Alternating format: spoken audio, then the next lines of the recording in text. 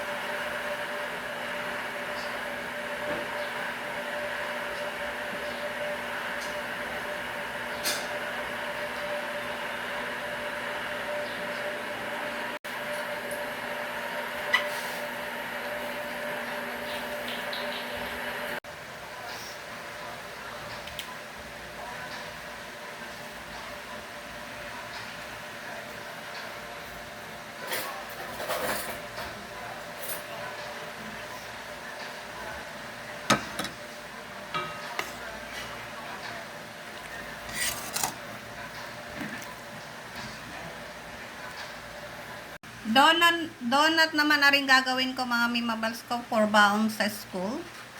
Ayan, syempre gamit na naman natin yung hodek na sandwich maker, waffle maker, and yung ating donut, mini donut maker.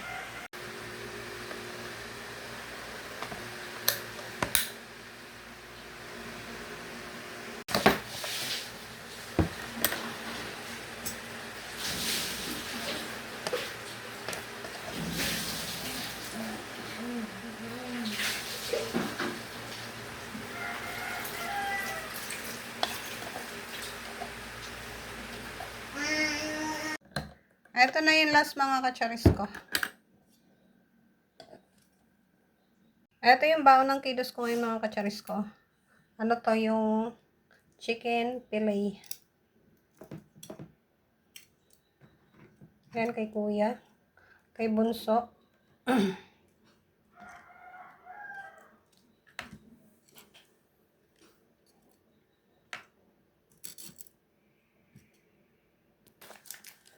Maglalagay ako dalawang chocolate kay kuya. Dalawang chocolate kay bunso. Dalawang jelly is kay bunso. Dalawa din kay kuya. Para pantay-pantay. Ito naman sa donut nila. Ay, ito na, nailagay ko na sa lagayan yung mga baon nila mga kacharis ko. Ayan, pang dessert nila yan. Tanghalian, ito yung tanghalian. Ito naman yung sa recess. Kasi whole day sila. Ito naman yung kay Kuya Klein yan. Dalawa, tapos kay Baby Gab to. Kay Bunso. May tsake siya kasi may lagayan siya. Si Kuya Klein kasi is wala. Dito na lang yan sa bahay inumin. Ayan po yung ating idea baon ngayon for today's video. Mga mimabals ko ng aking kilos. Yan lang for today's video. Bye!